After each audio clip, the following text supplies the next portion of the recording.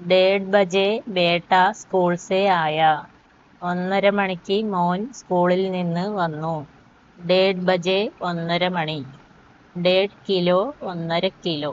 ബേട്ട മോൻ. സ്കൂൾ സെ സ്കൂളിൽ നിന്ന്. ആന വരിക ആയ വന്നു. वो कब स्कूल से आया? वो 1:30 बजे स्कूल से आया.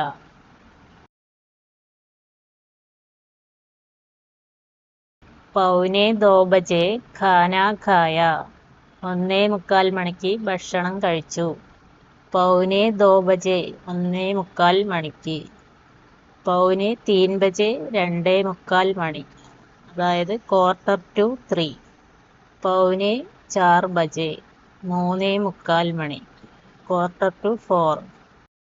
ഭാരമാണ് പറയുന്നതെങ്കിൽ കിലോ ചേർത്ത് പറഞ്ഞാൽ മതി. പൗനെ 2 കിലോ 1:45 കിലോ.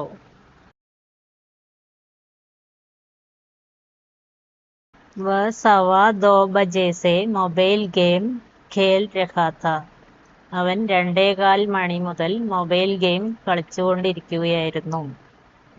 അവൻ 2:15 ബജെ സെ 2:15 മണി മുതൽ. 3:15 ബജെ 3:15 മണി. 2 കിലോ എന്നാണെങ്കിൽ 2.25 കിലോ. മൊബൈൽ ഗെയിം ഖേൽ രഹാ താ. Mobile game കളിച്ചുകൊണ്ടിരിക്കുകയായിരുന്നു. ഖേൽന കളിക്കുക. ഖേൽ രഹാ താ കളിച്ചുകൊണ്ടിരിക്കുകയായിരുന്നു. 2:15 ബജെ സെ മൊബൈൽ ഗെയിം ഖേൽ രഹാ താ. 2:30 ബജെ പാപ്പ ആയ. 2:30 മണിക്ക് അച്ഛൻ വന്നു. 2:30 ബജെ 2:30 മണി. 2.5 കിലോ എന്നാണെങ്കിൽ 2.5 കിലോ. പാപ്പ ആയ അച്ഛൻ വന്നു. കിത്തനെ ബജെ പാപ്പ ആയ? 2:30 ബജെ പാപ്പ ആയ. ഡേഡ് 1:30, 2:30 2:30. ബാക്കിയുള്ള നമ്പറുകളിൽ സാഡേ ചേർത്ത് പറഞ്ഞാൽ മതി. 3:30 ബജെ 3:30 മണിക്ക്. 4:30 4:30. 5:30 5:30. बेटे ने अपना मोबाइल बंद कर दिया और पढ़ने का नाटक किया.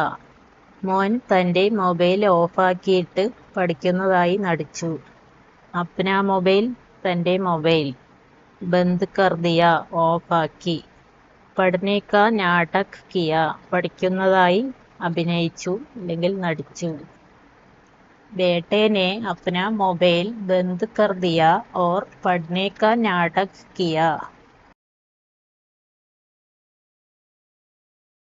ഇന്ന് പഠിച്ചത് ഒന്ന് റിവിഷൻ ചെയ്യാം.